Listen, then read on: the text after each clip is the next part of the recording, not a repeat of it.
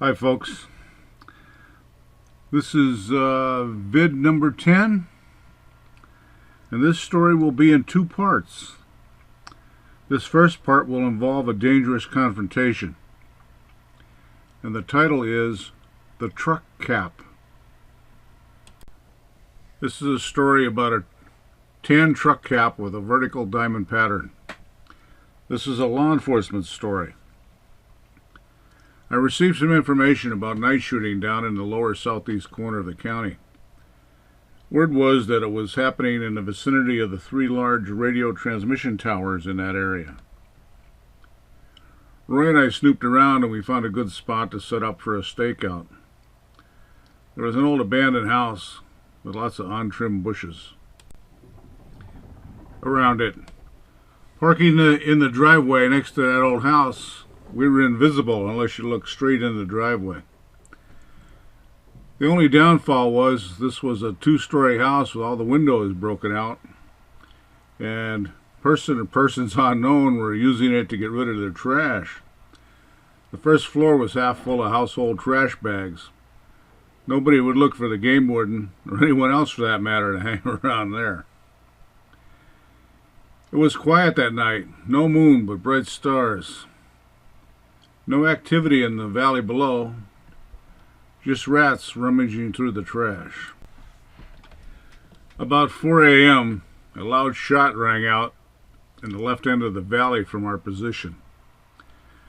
There was a road that crossed the valley and intersected with the road, and we were less than half mile away.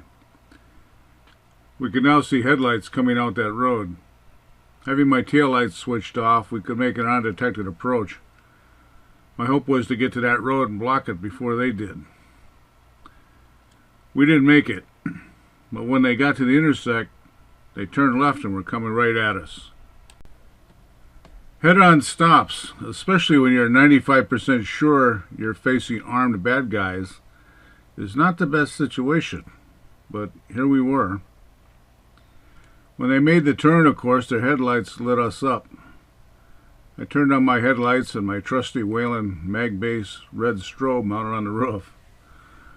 We had to have official markings on our vehicles to make traffic stops at night. We covered that using magnetic Pennsylvania Game Commission insignias on the doors. So, if we just let that vehicle pass, they would have spotted the emblem anyway. Then it would probably have been off to the races. We tried to avoid high-speed pursuits whenever possible.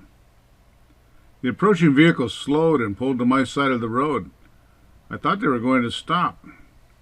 I stepped out, leaving the door open. Being lit up in full uniform, there was no doubt who we were. Roy had exited as well and was coming to the front of my truck. I would make the stop, and he would cover me from the right. They had slowed but not stopped entirely. When I stepped out, I heard that ominous sound of a 4-barrel kicking in. That's a big carburetor for you young folks. They were less than 50 yards away and now coming at me full bore. Having left the door open, I dove into my truck head first. I bounced off the seat and ended up upside down under the steering wheel. In that split second, I realized that my legs were not fully in the truck. About that time, the approaching vehicle was right there. It flashed through my mind that he was going to hit my door, and I was about to lose my legs. The door was not hit, but having twisted around, I could see the upper portion of the cap on the back of the truck. It was a wooden frame style with aluminum skin. Those were usually insulated too, as I had a similar one in the past. The outer skin of the cap was tan, with a large embossed vertical pattern. Not being exactly built for wedging myself under the steering wheel, it took a bit for me to extricate myself and take a breath. It shook Roy a bit too. It was indeed a close call. By the time I got untangled, the bad guys were long gone. We had no more reports of night shooting in that area for about a year. But that's not the end of the story of the tan cap with the vertical diamond pattern. To be continued. This is the end of the first part of the truck cap story. And once again, I wish you all the best.